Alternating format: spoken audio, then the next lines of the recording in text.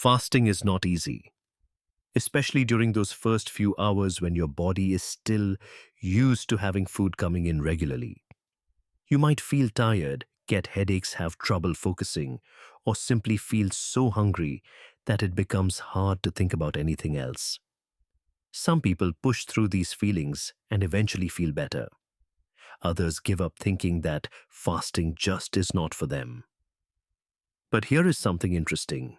Most of those uncomfortable symptoms are not actually because you need food. They happen because your body is missing other things. Things you normally get from food without even realizing it. In a previous video, we talked about foods you can eat while fasting without breaking your fat-burning state. Today we are going deeper into a different aspect. We are going to explore the things that support your fast, that reduce uncomfortable symptoms, and that help you go longer with less struggle. And more importantly, we are going to answer a question that most other videos completely ignore. Why does the same thing work perfectly for one person but cause problems for another? The answer might completely change how you approach fasting. Before we dive in, this is educational content, not medical advice. If you have any medical conditions or take medications, please talk to your doctor before trying any fasting protocol. Let us start with the most important thing that almost everyone overlooks when fasting. Think about the last time you fasted. Maybe you got headaches. Maybe you felt dizzy when you stood up. Maybe your muscles cramped, or you just felt exhausted for no clear reason. Most people assume these are hunger symptoms. But actually, these are usually signs of something else entirely. They are signs that you are losing electrolytes, especially salt. Why does this happen? Because when you fast, your body changes how it handles salt and minerals. And if you do not understand this, you might think fasting is hurting you, when really you just need to replace what your body is losing. Here is what happens inside your body. Normally, when you eat, your body releases insulin. Insulin has many jobs, but one of them is telling your kidneys to hold on to sodium. Sodium stays in your body, and everything works normally. But when you fast, insulin drops. And when insulin is low, your kidneys no longer get the signal to retain sodium. The result: your kidneys start flushing sodium out through your urine much more than usual. Research shows that during the first 24 hours of fasting, your body can lose anywhere from 1100 to 5700 milligrams of sodium. That is a significant amount. To put this in perspective, 1 teaspoon of table salt contains about 2300 milligrams of sodium. So in a single day of fasting, you could be losing the equivalent of 1 to 2 teaspoons of salt through your urine alone. And when sodium drops, potassium and magnesium levels get disrupted too. These three minerals work together like a team. Sodium helps regulate fluid balance outside your cells. Potassium maintains fluid balance inside your cells. And magnesium is involved in over 300 enzyme reactions in your body, including those that produce energy. When this team gets out of balance, you feel it. Electrolyte loss causes headaches, dizziness when standing up, fatigue, muscle cramps, difficulty concentrating, and sometimes irregular heartbeat. These symptoms have nothing to do with needing food. They are simply your body asking for minerals. The solution is simple.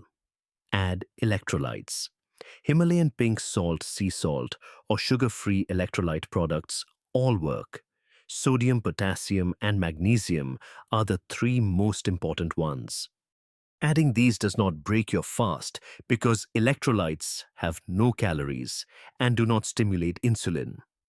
Now let us talk about apple cider vinegar. This is one of the most useful things you can consume while fasting. And here is why. Apple cider vinegar contains acetic acid, and this acid does several interesting things in your body. First, acetic acid slows down how quickly food leaves your stomach. This means that when you finish your fast and start eating again, your blood sugar will rise more slowly and stay more stable. This is particularly helpful because after fasting, your body is more sensitive to incoming food. A gentle, gradual rise in blood sugar is much better than a sudden spike. Second, some research suggests that acetic acid can help lower fasting blood sugar levels. A comprehensive analysis of multiple studies on people with type 2 diabetes found that taking apple cider vinegar daily could reduce fasting blood sugar by about 20 milligrams per deciliter. The researchers found that acetic acid may reduce glucose production in the liver and improve how your cells use glucose. Third, apple cider vinegar may help reduce food cravings in some people. While the exact mechanism is not fully understood yet, some scientists believe that the acetic acid affects certain hunger hormones or simply creates a sensation of fullness in the stomach. How to use it: mix 1 to 2 tablespoons of apple cider vinegar in a glass of water. You can drink this in the morning or before you end your fast. One important warning: never drink apple cider vinegar straight without diluting it. Concentrated acetic acid can damage your tooth enamel and irritate your stomach lining. Always mix it with water first. Apple cider vinegar has negligible calories and does not stimulate insulin, so it is safe to use during your fasting window. Lemon juice is one of the simplest things you can add to your water while fasting. 1 tablespoon of lemon juice contains only about 4 calories. This is too small an amount to affect your fasted state in any meaningful way. Lemon water offers several benefits. It makes plain water more enjoyable to drink, especially if you find regular water boring. It provides a small amount of vitamin C. It may help reduce the risk of kidney stones because the citric acid in lemons helps prevent calcium from crystallizing in your kidneys. And some people find it helps reduce mild nausea that can occur during fasting. How to use it: squeeze half a lemon into 1 to 2 liters of water and sip throughout the day. Simple, safe, and it will not break your fast. We already talked about electrolytes, but salt deserves its own mention because it is that important. When you fast, especially for longer than 24 hours, you might feel weak, fatigued, or lightheaded. Many people think they need to eat something, but often all they need is a little salt. The simplest approach is to add a small pinch of sea salt or Himalayan pink salt to your water. Or you can place a few grains directly on your tongue and wash it down with water. Himalayan pink salt is popular because it contains additional trace minerals beyond just sodium chloride. But regular sea salt works perfectly fine too. Salt has no calories, does not stimulate insulin, and can make a significant difference in how you feel while fasting. Now let us address one of the most controversial topics in the fasting community: sweeteners. Do sugar-free sweeteners break your fast? Let us look at the main ones. Stevia is extracted from the leaves of the stevia plant. Most research shows that stevia does not raise blood sugar and does not significantly stimulate insulin. It is generally safe for most people during fasting. Erythritol is a sugar alcohol. It gets absorbed into your bloodstream but then gets filtered out by your kidneys without being metabolized. It has no effect on blood sugar. Monk fruit, also called luohanguo, is extracted from a small melon. Similar to stevia, it has no significant impact on blood sugar or insulin. However, there is something important you need to know. Responses to sweeteners can vary from person to person. Some studies have found that in certain individuals, even zero-calorie sweeteners can trigger a mild insulin response. Not everyone experiences this, but it does happen. My advice is this: if you want to use sweeteners during your fast, try them and observe your body. If you notice increased cravings afterward, or if your energy feels unstable, consider skipping them. Your body will tell you what works and what does not.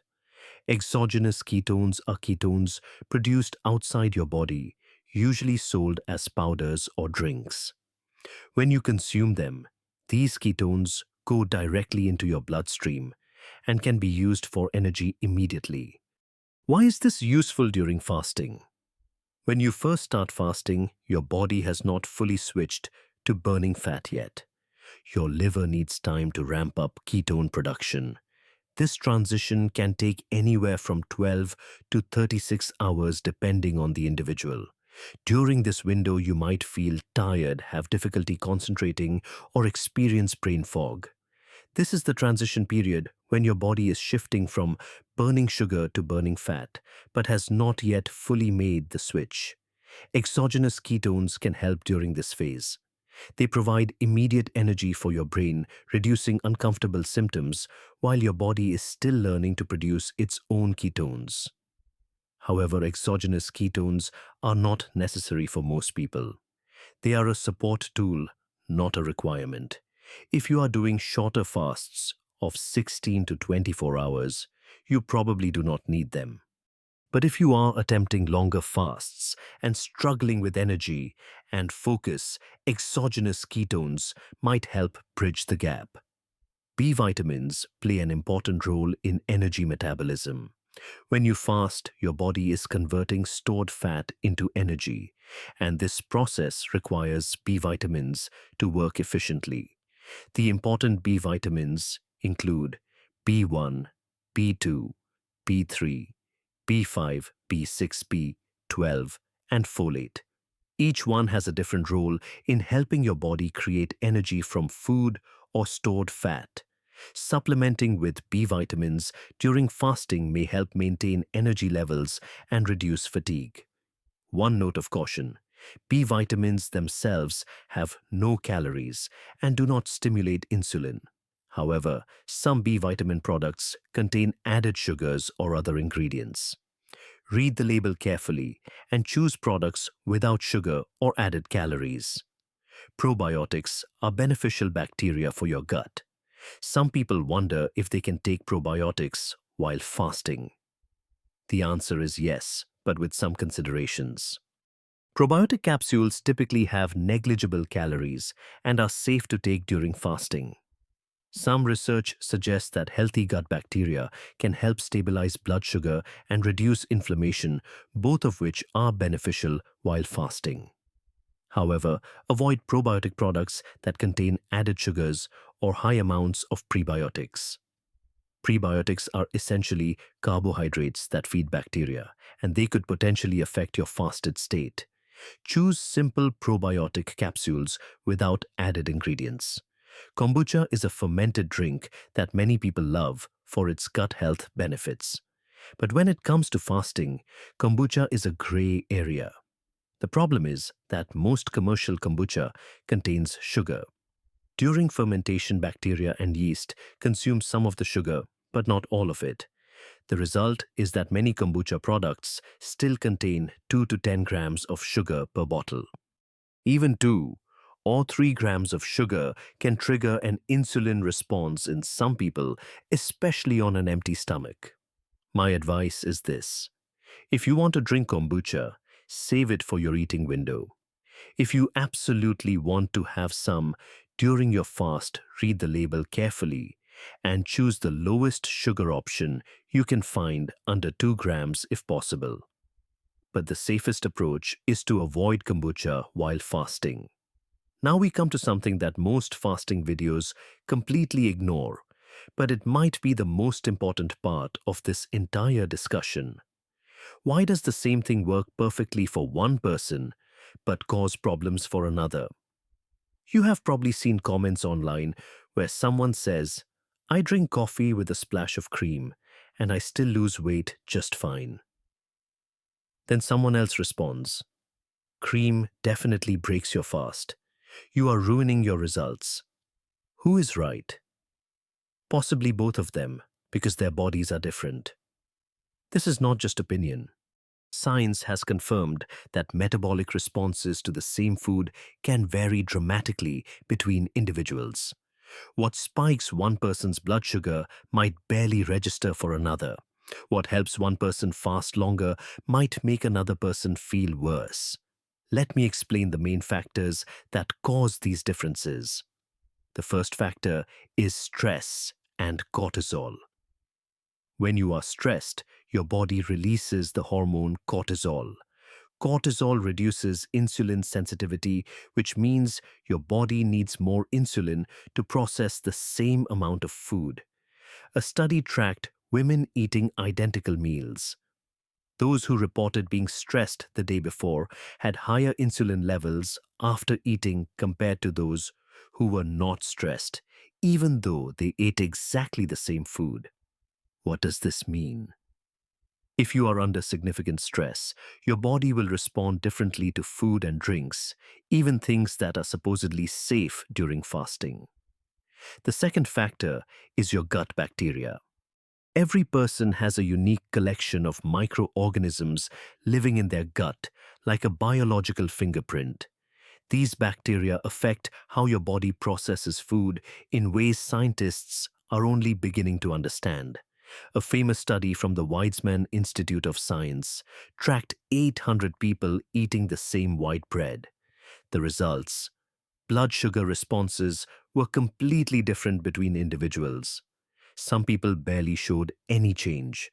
Others had dramatic blood sugar spikes. Same bread, same portion, completely different outcomes. The best predictor of response was not calories or carbs. It was the composition of each person's gut bacteria. Your gut microbiome is shaped by many factors, including what you ate as a child, whether you were breastfed, what antibiotics you have taken, your current diet, your stress levels, and even where you live. All of these create your unique bacterial fingerprint, which then influences how your body handles every single thing you eat or drink. The third factor is sleep. Poor sleep significantly reduces insulin sensitivity. One study found that after just 6 nights of sleeping only 4 hours, healthy young men showed metabolic profiles similar to people with prediabetes. If you are sleep deprived, your body will respond differently to everything you consume. So when you see someone online saying something is fine or something breaks your fast, remember they are talking about their body. Your body might respond differently. The best approach is to experiment and listen to your own signals. Before we wrap up, an important reminder: fasting is not appropriate for everyone. Please consult your doctor before fasting if you are pregnant or breastfeeding, if you have a history of eating disorders, if you have diabetes, and take insulin or blood sugar lowering medications, if you have chronic kidney disease, or if you are underweight. And if during your fast you experience severe dizziness that does not go away after 30 minutes, irregular heartbeat, or confusion, stop immediately. These are signals that something is wrong. Listen to your body. So we have covered the support tools that can help make your fasting easier. Electrolytes to prevent fatigue and headaches. Apple cider vinegar to help stabilize blood sugar. Lemon juice and salt to replenish what your body is losing. Sweeteners if you need a touch of sweetness. And exogenous ketones if you are struggling with energy in the early days. We also talked about probiotics and B vitamins, which can support your body during the metabolic shift that happens when you fast. And we covered the warning signs with kombucha, because hidden sugars can sabotage your fasting efforts without you even knowing. But the most important thing I want you to remember is this: there is no universal formula that works for everyone. Your body is unique. Your stress levels, your sleep quality, your gut bacteria, all of these affect how you respond to food and drinks. The debates you see online about what breaks a fast and what does not, they are often not really disagreements. They are people with different bodies having different experiences. and both can be right for their own situation. So instead of trying to follow exactly what someone else does, experiment and listen. Your body will tell you what works and what does not. What from today's video do you want to try first? Or if you have already tried some of these, what has your experience been? Let me know in the comments. I read every single one. Subscribe if you want to understand more about what happens inside your body when you fast. I will see you there.